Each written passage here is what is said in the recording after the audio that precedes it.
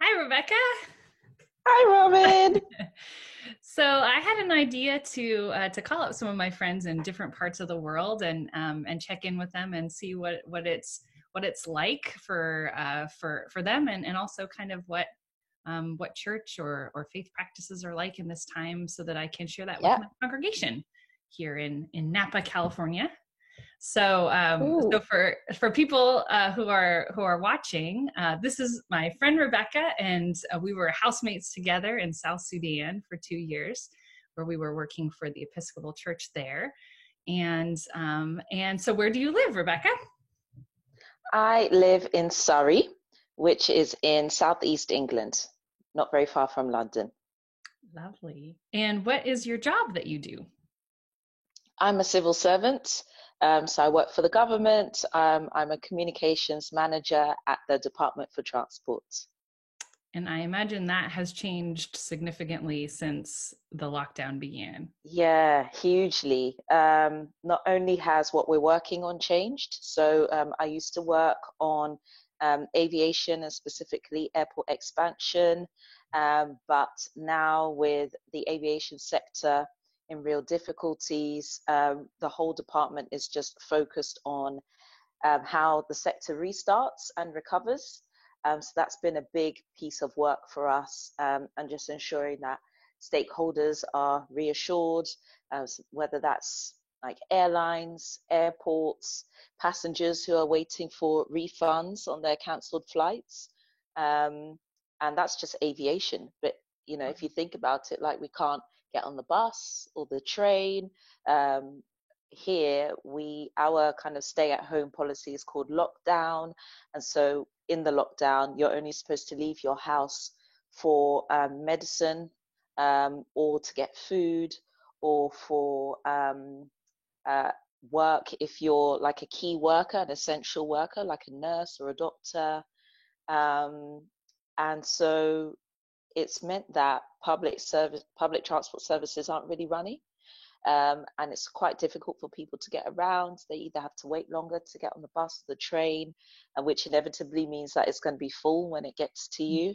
Mhm. So everything's really changed, practically, for for everyone, across the country. It's had such a massive impact here.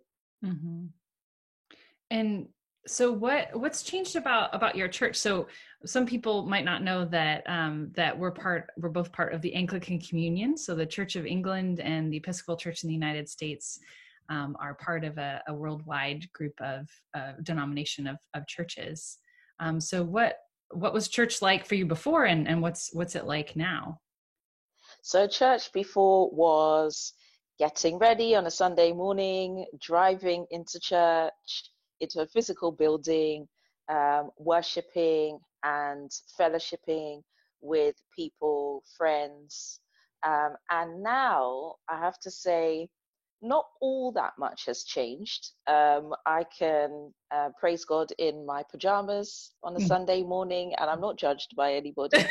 Um, but yeah, it's actually been remarkable. It's been um, very encouraging, and I've just been so inspired by all the testimonies of people who are returning to faith, coming back to the church, of people talking about miracles that have happened either to them or to relatives, friends, people that they know, and God healing and restoring people. So, whilst there has been a really high death toll, there's been impacts on mental health and well-being, and generally people are quite worried.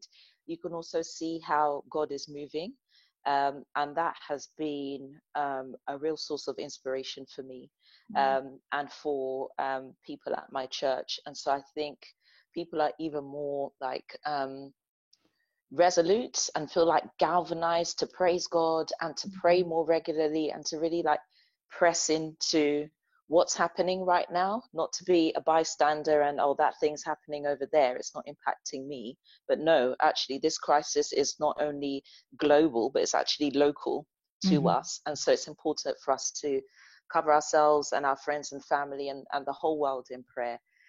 So I think it's really energized a lot of people. Mhm. Um, So that has been, whilst this has been an awful pandemic, it's been one of the blessings that's come out of it, I think. It's also been really nice to see movements like last week there was a video where there were a number of choirs from various churches and denominations singing a blessing essentially over people's families and over children. And it was so beautiful. And I shared that video with people who are Christian and non-Christian. And I was saying to my husband and to my friends that before coronavirus, I'm not sure if I would have shared something like that as widely as I did. But it just felt so right to do it now. So there are many opportunities to just share the love of God with people and to bless people despite the pandemic. Yeah, that's amazing. So is your church meeting like on Facebook or on YouTube, or like what is the so everything is digital. Nobody's meeting in the building, and the emphasis has been, like, the kind of message has been, the church is not the building, we are the church as the people. So it doesn't matter if we're not coming into church, and whilst it's really nice to fellowship and have that human contact, and our faith is all about relationship, and having proper contact really, really helps that and underpins that. It's not impossible to have that relationship digitally. So there is a live stream that everyone can tune into. And so that's on Sunday. There are prayers every day. And there are also sessions that the worship team do earlier on in the week. And it's effectively worship by Zoom. So they record that, and then that's played during the live stream. So that pre-record is played during the live stream. So we can all sing along, and it's got like the lyrics and stuff. So yeah, I mean, it's not, yes, it's different, but it's definitely familiar to what church was like before lockdown. And do you say you're part of a prayer group also? Yeah, I'm part of a prayer group that meets every Friday evening. Although we have the evening of tonight. We just come together, and just, it's a group of women, and we feel like it's really important to be praying about a number of things. But coronavirus is the main thing right now, and just trusting in God, reading the Psalms, encouraging ourselves with messages of hope that God has given us through His words. So yeah, it's a really wonderful session. It's great to come together and to pray about the things that we really need to lift up to God right now. That's wonderful. So you mentioned there's a holiday in England today. Yes. And how that might look different than it usually does. Yeah, that's right. So today is VE Day, Victory in Europe Day. So this is the 75th anniversary of Victory in Europe. Normally on VE Day, there is some kind of like wreath laying to commemorate the war dead and those who died in the Second World War. And there was that today. I think the Prince of Wales laid a wreath.